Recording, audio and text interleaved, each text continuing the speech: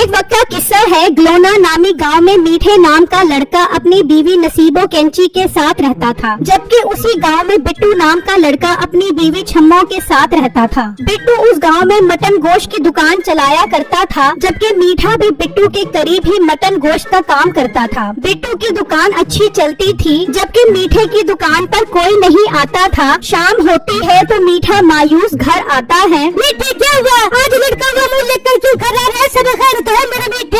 बेगम खैर ही तो नहीं है, मैं अपने काम से बहुत मायूस हूँ। कोई भी मुझसे गोश्त लेने नहीं आता, जिसे देखो मोटे बिट्टू के पास जाता है। बेटे अगर तू मेरे कहने पे चले तो देखी कैसे लोग मोटे बिट्टू के बजाय तेरे पास आने लग जाएंगे। बेगम सारी जिंदगी ही तेरे कहने पर गुजार रहा हूँ, बता मुझे इसका हल, मैं तेरे कहने पर ही चलूंगा। बेटे तू कल से काम करे, गोश्त के साथ कोई अच्छा पैकेज निकाल दे। 1 किलो गोश्त के साथ बकरे का भेजा मुफ्त और 2 किलो गोश्त के साथ बकरे के गुर्दे की लिज्जी, इस तरह की स्कीम निकाल, फिर देख लोग कैसे तेरे पास आने लग जाएंगे। मीठे को नसीबों की ये बात बहुत पसंद आती है। फिर अगला दिन होता है तो सब लोग मीठे की दुकान पर रश लगा लेते हैं। तभी एक आदमी मीठे की दुकान की तरफ जा रहा होता है। भाई साहब मेरे पास तो आए, मैंने आपसे बहुत जरूरी बात करनी है। तो वो आदमी बिट्टू के पास आ जाता है। हाँ बिट्टू क्या बात करनी है, जल्दी बताओ, मुझे देर हो रही है। भाई ये सब मीठे भाई से ही गोश्त क्यों खरीद रहे हैं? पहले तो ये सब ग्राहक मुझसे गोश्त खरीदा करते थे। बिट्टू मीठे ने कमाल की स्कीम निकाली है, जो उससे गोश्त खरीदेगा उसके साथ बकरे का भेजा मुफ्त मिलेगा। अच्छा मैं अब चलता हूँ, इससे पहले कि मैं स्कीम से महरूम हो जाऊँ। आदमी वहाँ से चला जाता है। बिट्टू ये बात सुनकर बहुत परेशान हो जाता है।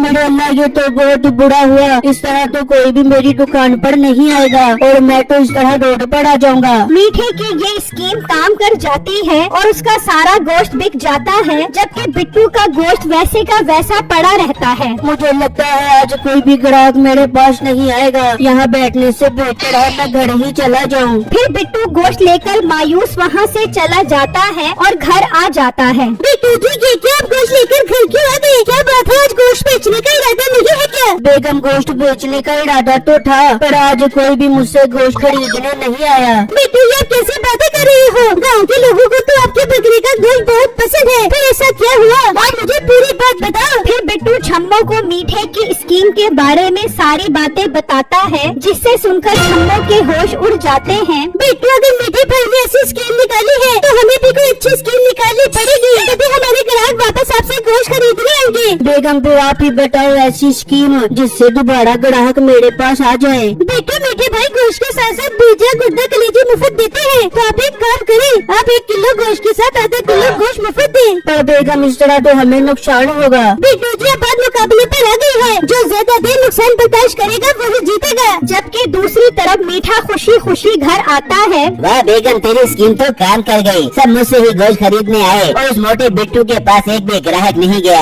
मीठे ये तो थोड़ा कमाल की खबर सुनाई है। देख मीठे मेरे कहने पे चलेगा तो हम एक दिन तरक्की की बुलंदियां छू लेंगे। बस बेगम मैं इस तरह ही गोश्त बेचूंगा, फिर कुछ ही दिनों बाद वो मोटा बिट्टू तंग आकर बाजार छोड़कर भाग जाएगा। फिर अगला दिन होता है तो बिट्टू की दुकान पर रश लग जाता है। मीठे की दुकान पर कोई नहीं आता। मीठा ये देखकर परेशान हो जाता है। ये क्या हो गया, मैं तो गोश्त के साथ बकरे का भेजा गुर्दा और कलेजी मुफ्त दे रहा हूँ, फिर ये क्या माजरा है कि सब मोटे के पास क्यों जा रहे हैं? तभी एक आदमी गुजर रहा होता है तो मीठा आवाज देकर उसे अपने पास बुला लेता है। हाँ मीठे क्या बात है, मुझे क्यों बुलाया? भाई साहब खैर तो है, सब मोटे बिट्टू से गोश्त क्यों खरीद रहे हैं? बेटे तेरी स्कीम बिट्टू की स्कीम के आगे फेल हो गई। तू गोश्त के साथ भेजा गुर्दा और कलेजी मुफ्त दे रहा था, पर बिट्टू 1 किलो गोश्त के साथ आधा किलो गोल बोटी का गोश्त मुफ्त दे रहा है।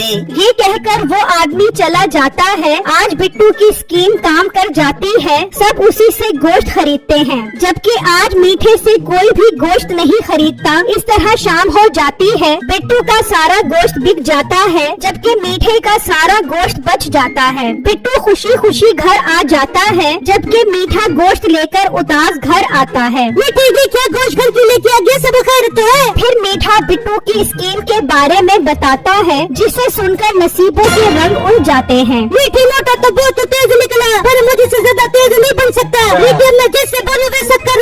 हाँ बेगम जल्दी बोल, मैं सुनने के लिए बहुत बेचैन हूँ। मीठे हमें कैसा बकरा तलाश करना पड़ेगा जो बहुत बड़ा दूर से तेरा बकरा नजर आ जाना चाहिए। और तो उस बकरी की ये खूबियाँ बता दियो कि इसका गोश्त जो भी खाएगा उसके जिस्म से सारी बीमारियाँ दूर हो जाएंगी। फिर देख तेरे पास लोग कैसे आते हैं। फिर अगला दिन होता है, मीठा बड़ा कद आवर बकरा ढूंढ लाता है। गांव में मीठे के बकरे के चर्चे हो रहे होते हैं। यार मैंने सुना है मीठे के पास पूरे 200 किलो का बकरा है और जो भी उस बकरे का गोश्त खाएगा वो अपनी सारी बीमारियों से जान छुड़वा लेगा। गाँव वाला हमें फिर बेबसी करने चाहिए, जल्दी से मीठे से गोश्त खरीदना चाहिए। हाँ हाँ भाई जल्दी चलते हैं मीठे के पास, कहीं ना फिर देर हो जाए। फिर वो गांव वाले मीठे की दुकान पर आ जाते हैं। बिट्टू भी मीठे का इतना कद आवर बकरा देखकर हैरान खड़ा होता है। ये मीठा भाई इतना बड़ा बकरा कहाँ से खरीद आया, अब मुझे हार मान लेनी चाहिए। बिट्टू उदास जंगल की तरफ निकल जाता है और परेशान एक जगह बैठ जाता है। वहाँ बिट्टू को अकेला बैठा देखकर एक जादूगर उसके पास आता है। बिट्टू तुम यहाँ खैर से बैठे हो और तुमने मुझे पहचाना?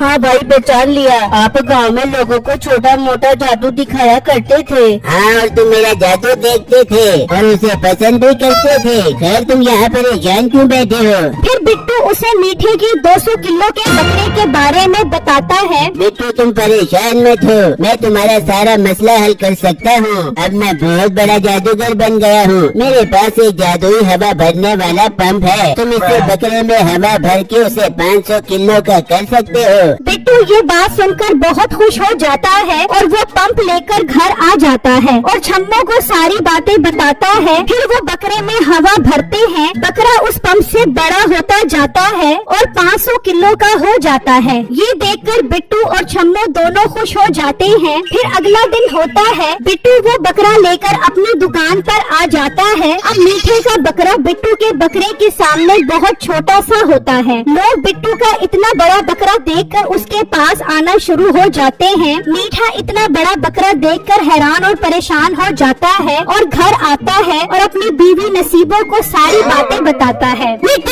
कैसे मुमकिन है तुझे 200 किलो का बकरा कितने गाँव घूम के मिले, फिर 500 किलो का बकरा मिलना मुश्किल नहीं बल्कि नामुमकिन है। मीठे मुझे तो दाल में कुछ काला लग रहा है। हाँ बेगम तो ठीक बोल रही है, मुझे तो पूरी दाल ही काली लग रही है। हमें आज रात ही बिट्टू के घर जाकर देखना पड़ेगा कि आखिर माजरा क्या है। फिर रात होती है, नसीबो और मीठा घर से निकलते हैं और बिट्टू के घर आ जाते हैं और छुप कर देखते हैं बिट्टू उस टाइम बकरे में पंप से हवा भर रहा होता है। ये देखकर मीठा और नसीबो हैरान रह जाते हैं और बकरा बड़ा कद आवर हो जाता है। बेगम बकरा सुबह के लिए तैयार है, अब हम आराम करते हैं। फिर बिट्टू और छम्मो सोने चले जाते हैं। मीठा और नसीबो आते हैं और वो पंप उठाकर ले जाते हैं। फिर अगला दिन होता है, नसीबो कैंची मीठे से कहती है, मीठे फिर इस पंप से इस बकरे में हवा भर, इतनी पूरे गाँव के लोगों को दूर से नजर आना चाहिए। फिर मीठा बकरे में हवा भरना शुरू करता है। बकरा बड़ा होना शुरू हो जाता है। भर भर मीठे हवा ठूस ठूस के भर। मीठा हवा भरता रहता है तो एकदम बकरे के फटने से जोरदार धमाका होता है। मीठे का सारा घर गिर जाता है और वो उसमें दबकर मर जाता है। बिट्टू की अब मीठे से जान छूट जाती है और फिर बिट्टू सेहतमंद बकरे का गोश्त बेचना शुरू कर देता है।